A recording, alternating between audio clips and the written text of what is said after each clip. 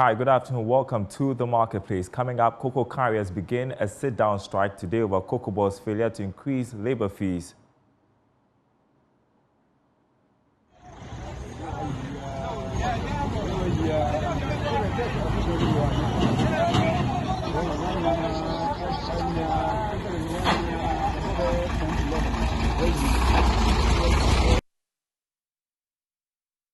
Those are scenes we are picking up from the Ashanti region. We will be having a discussion with the chairman of the Cocoa Carriers Association. Also coming up, long queues continue to form at various gas stations in Kumasi as LPG consumers rush to access the commodity, which has been in short supply for days. I have been to 3 places but didn't get any. It is only this place that I have had some, but Ghana scores high in new World Bank Business and Investment Climate Report, which replaced flagship Doing Business report, but struggles in some specific areas.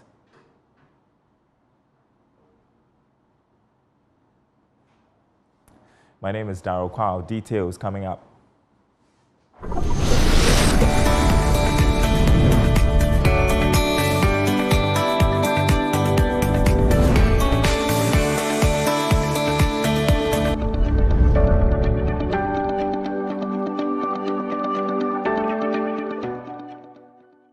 Well, thanks for joining us, everyone. First up, cocoa carriers have begun a sit-down strike today over Cocoa Board's failure to increase labor fees for carrying beans at the various warehouses.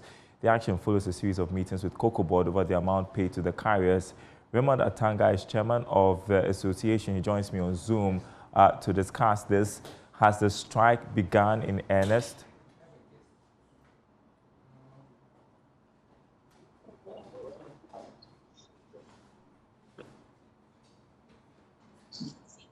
Can you hear me, Raymond? Yes, I can hear you. What's the situation as we speak? Has the strike begun in earnest? Yes, please. We have started since the morning, and we are still striking. All the 3 centers, Takoradi, Tema, and Kumasi. All right. Tell us what your concerns are. Yes.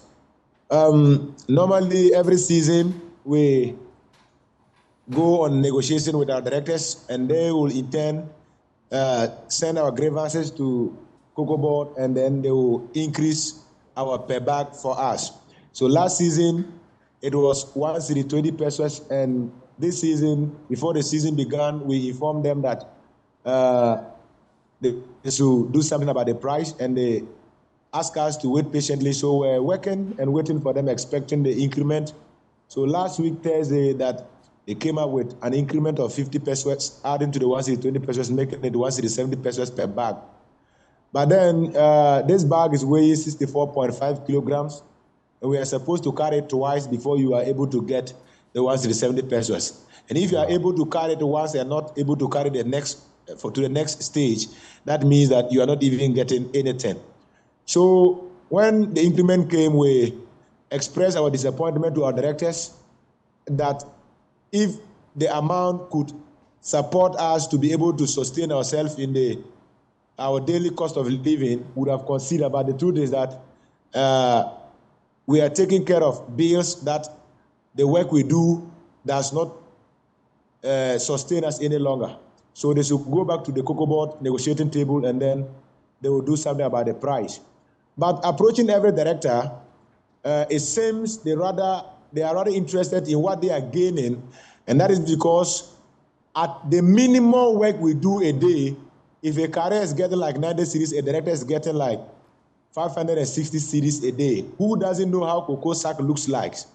So at the end of they are also having 2 gangs. So at the end of the day, if each gang is giving 560 cedis, that means 2 gangs, you are having 1,120 cedis. So they are so concerned about what they are going to gain. So when we express our disappointment, instead of them to go in the Cocoa Board, they started deceiving some of our gang members, and they started influencing their companies and telling them that if the other people will make noise, they should go and work. And those in their gang that will not work, they will sack them. Then we realized that these directors are the problem of Cocoa Board, not we the carriers. So meanwhile, The subsequent years, we wrote letters to Cocoa Board. We tried to confront Cocoa Board, and they said they don't know us, they know our directors. We wrote letters to CMC, the management. They said they don't know us, they know our directors. When we approach the directors, they will also tell us that the Cocoa Board has not given them the opportunity to form a union, so they don't have a union that we can write a letter to them. The only way that we think our grievances and our demands can be heard is to strike. And that is because the payment they are giving us is not able to sustain us. We have 12 months in a year, and we are only working for 4 months. The rest of the 8 months, Cocoa Board don't care how we survive. The directors don't know how we survive until if there's a new season coming, then they just impose some price on us and ask us to work by force. Meanwhile, every season, our workload is increasing. Right. And so you say initially you were paid 1 cedi 20 pesos for a bag you carried. You have to carry it twice. You negotiated, they added 50 pesos. You say it's not enough. And so you have decided to embark on a strike, which has begun today effectively. And so during this period, are you giving space for some more negotiations? Are you hearing anything from Cocoa Board? Yes, we are supposed to hear from them, but they keep on telling us that they are having a meeting at 1. That's what we heard so far. But then CMC, that is Cocoa Marketing Company in Tema, has sat with the carriers over here to the operations, have sat with us, and they are trying to say that Cocoa Board has given us the way that we can break the protocol and pass through and bypass our directors and come to them with a letter and give them a 1-week period to work on it. But we believe that what Cocoa Board will use 1 week to do, they can use one day to do it. So there is no difference waiting for them 1 week. If they think we are all not doing harm by them not responding to us, and we also keep on striking, and the cocoa are stuck in the cars parked there, is no any harm to the country or the nation, we are fighting a just cause. And we are very pained now because they treat us as if we are less citizens or less privileged, disadvantaged citizens. Meanwhile, the normal basic needs that a normal citizen needs, or normal cost of living that a normal citizen incur a day, we are also incurring those things. So it is not just fair. If it is something that we can consider, we will consider because of our nation. Yeah, and like survive. You point out, I mean, you guys play a critical role in the transport of cocoa, which is a major income earner for the country. I'm just wondering, though, for how long can you sustain the strike till, I mean, your members, I should think, are not going to be paid during the period they're on strike. And so, I mean, what's the end game? For how long is this going to go on?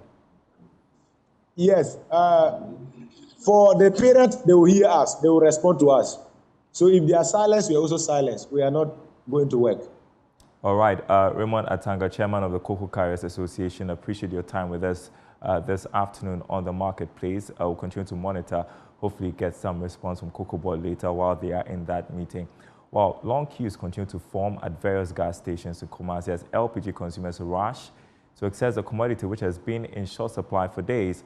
For close to a week now, gas consumers have been in desperate search for the fuel despite assurances from the National Petroleum Authority to contain the shortages. Emmanuel Bright-Kweku was at some pump stations and now reports. On any ordinary day, this gas station serving the Kasi enclave in Kumasi bustles with many LPG consumers trooping to the facility to refill their cylinders. But today, it remains quiet with only a queue of empty cylinders thirsting for their usual gulp of gas. LPG consumers who visited the station had to return and continue their desperate search after several hours of roaming the city. However, at pump stations which just received consignments of gas, long winding queues consumed their premises. Many of the consumers were frustrated after waiting for hours to have their turns to be served. This week, I have been to 3 places but didn't get any. It is only this place that I have had some, but the queue here is discouraging. I came around 7 a.m. but it still hasn't reached my turn.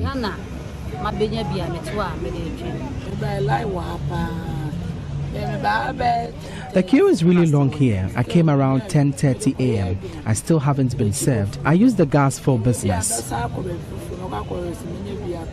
Not only is the fuel essential for domestic and commercial cooking activities, the gas is an auxiliary petroleum product for some vehicles. Frank, a commercial driver, has for some days now sought after the fuel. It's like the petrol. If you don't get some, then it means you wouldn't be working. Again, the prices keep increasing regularly. They should do something about it. The intermittent gas shortage is prompting the adoption of the cylinder recirculation module introduced by the National Petroleum Authority. Obed Crane Boache is the head for gas in charge of commercial regulation at the NPA. Under the cylinder recirculation model, we are going to have bottling plants. The bottling plants are big automated centers that will fill these cylinders in bulk. The bottling plants will buy the cylinders themselves, they'll fill it in bulk at these locations, and then they'll bring it to the cylinder distribution outlets. You see the current refilling stations, we are going to transition them to cylinder distribution outlets. And so they are not going to run out of business. We are not going to push them out of business. The only thing that is changing is, instead of them to receive one big bulk tank and then now sell in small quantities as they do now, they'll receive cylinders, filled cylinders at these locations. And then from there, they can go further down into the communities and put cages. And so in the supermarket close to your house, you can put a cage by there and then put some 10 cylinders in there.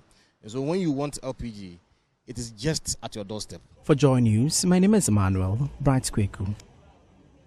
Now, in an effort to boost Ghana's industrial capabilities, a new chemical blending and storage facility has been commissioned in Treasury, located in the Ahanta West municipality of the Western region. The facility, a collaboration between two Ghanaian businesses, Eco Natural Resources and Ensol Energy Ghana Limited, marks a key milestone in promoting local value addition and economic growth.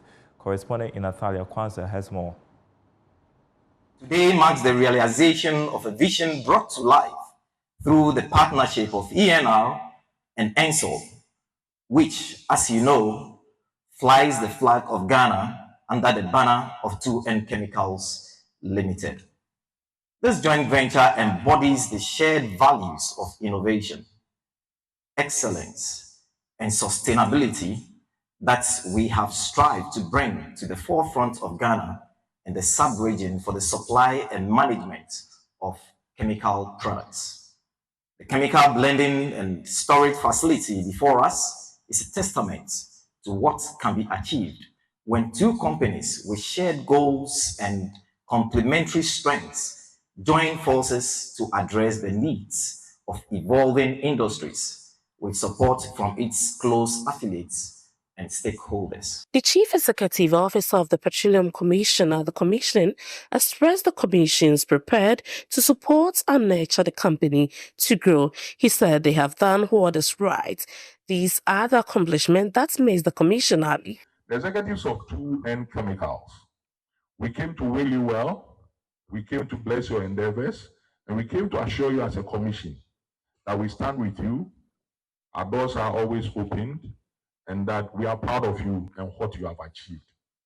Let me repeat, we are proud of you and we will support you, because it is said that it is when you climb a good tree that you deserve to be pushed. The Petroleum Commission stands ready to push you up. And so 24/7, when you have any issues regarding this, as always, you can always give us a call. The Western Regional Minister Kobna Otreda Mensa said the initiative aligned perfectly with the government's commitment to advancing industrial development in Ghana. He said the collaboration between Eco Natural Resources Limited and Ensol Energy Ghana Limited to establish this facility demonstrated how strategic partnership could enhance the industrial landscape of the nation. This facility, which is built to world-class standards with a 15-tonner blending capacity, will serve as a critical asset in our drive towards in-country value addition. By processing and storing chemicals here in Ghana, we are ensuring that we retain value within our borders, while also contributing to the larger objective of transforming our economy from one reliant on raw exports to one built on processing and manufacturing. The establishment of this facility is a timely complement the government flagship industrialization policies. Through such strategic investment, we aim to build robust local industries that not only meet domestic needs, but also position Ghana as a key player in the regional and global supply chain. For Joy Business in Athalia Kwanse, Western Region. Some more news for you this afternoon. Ghana has scored high marks in the new World Bank Business Climate Rankings Be Ready report. It, however, performed poorly in some specific areas captured in the rankings. Here's more. When it comes to the three major pillars that guides the rankings, that is regulatory framework, public services, and operational efficiency, Ghana found itself in the top tier of countries in 2 out of these pillars. The data revealed that it had an average of more than 40% in all these categories. The report showed that Ghana had done quite well when it comes to regulatory framework. However, when you look at public services, that is having the required support to aid business activities, it struggled in the area. It also performed poorly in some of the sector-specific areas like market competition. The maiden report covered only 50 economies around the world. The report is part of World Bank's strategy to facilitate private investments in countries. It replaced the bank's flagship Doing Business report, which was halted in 2021 due to some integrity issues. Now, high inflation and unfavorable macroeconomic factors have affected the ability of consumers to purchase products, according to the Managing Director of Priority Insurance, Matthew Edu. Speaking at the launch of Priority Insurance innovative home and office insurance products, Mr. Edu noted that coverage and penetration can be improved if favorable macroeconomic condition exists. Penetration, measured by gross premium as a share of GDP, has seen minimal growth since 2016, hovering around just 1%. To put this figure into regional context, South Africa boasts of the continent's highest penetration rate at 17%, followed by Namibia with 6.3%. Ghana continues to struggle with increasing the proportion of its population covered by insurance, which currently is around 40%. At the launch of Priority Insurance's innovative home and office insurance product, Mr. Matthew Edu, Managing Director of Priority Insurance, emphasized that favorable macroeconomic conditions are essential for improving coverage and penetration. Inflation is very high, so when people don't have the money to buy insurance, at the end of the day, they have to depend on their meager salaries and also buy other essential items. So their disposable income is not enough to buy insurance. So that is our problem. And also the literacy rate in Ghana is very, very low. So people don't even understand insurance. So there is a need for us as insurers to educate them more. Sheila Ritzberg, CEO of iRisk Management Limited, stressed on the need for affordability of premiums to increase inclusivity. Insurance is actually supposed to be for the most vulnerable people, not the rich people who can afford to replace items, but it's supposed to be for the people who actually don't have a lifeline. Then insurance becomes a lifeline for them. For us, we started this with Priority, and then we know that we are hoping that other insurers will also come on board, because when it comes to affordability, it's all about the insurers and the underwriters making it affordable, and it becomes affordable when we have information to underwrite the policy, because it's all about valuations. All right, turning to the financial markets for some news.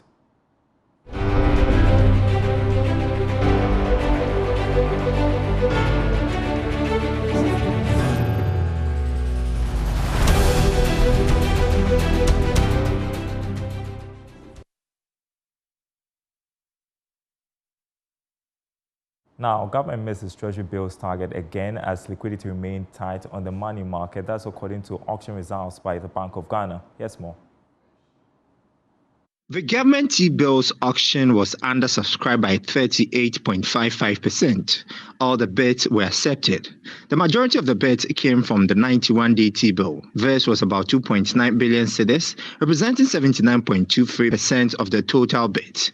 A little over 572 million Ghana cedis came from the 182-day bill, while 189.95 million cedis were tendered for the 364-day bill. Meanwhile, interest rates fell on the money market. This is in line with a lower inflation compared to last year, though September inflation increased marginally. The yield on the 91-day bills declined by 19 basis points to 25.45%. That of the 182-day bill also fell to 26.80% from the previous weeks of 26.92%. The 364-day bill also dropped by 16 basis points to 28.51%. And the share price of Ecobank Ghana is expected to increase on the stock exchange as a result of growing demand for how your investments will fare. Here's Grace Munayan of Data Bank Research. The close of trading last week, Ecobank Transnational Incorporated was the sole gainer, whereas MTN Ghana and New Gold were the laggards. As a result, the Ghana Stock Exchange Composite Index declined by 0.30% weekly, the year-to-date gain of 39.44%. Whereas the Data Bank Stock Index shed 0.35% weekly, the year-to-date gain of 33.07%. Market turnover amounted to 10.92 million Ghana cedis after exchanging 4.64 million shares over 22 counters, marking a 98% decline from the previous week's turnover. The top traded counter was MTN Ghana, which accounted for 93% of the aggregate turnover. Looking ahead to this week, we expect the share price of Ecobank Transnational Incorporated to gain further on growing demand, while MTN Ghana is expected to record losses due to selling pressures. For Joy Business Reports, Grace Munanyon of Data Bank Research. And before we go, the UN Food and Agriculture Organization has completed an epidemiology training for 30 vets across the country. The Frontline In-Service Applied Veterinary Epidemiology Training will equip the vets with needed capabilities in animal-related disease detection, response, reporting, and prevention. Here's more in this report. Organized through the Emergency Center for the Transboundary Animal Diseases of the FAO, the cohort included 5 participants who received additional support through the Animal Health System Strengthening Project of the United Kingdom's Department for Environment. The In-Service Applied Veterinary Epidemiology Training is a key initiative to strengthen veterinary human resources at the front line to address emerging infectious diseases and transboundary animal diseases. The training aims at bolstering the field epidemiology capacity necessary for effective disease management at the human-animal environmental interface. The second cohort builds on the successes of the first cohort, which was launched in November 2021. Dr. Felix Fletcher, a veterinary officer for Accra Metropolitan Assembly, is one of the participants. Initially, when we work at the district level, we just compile our reports and then we send to the authorities. But with this training, I have learned how to, process my reports, analyze them, make a few deductions before forwarding it on to those that matter for decision taking.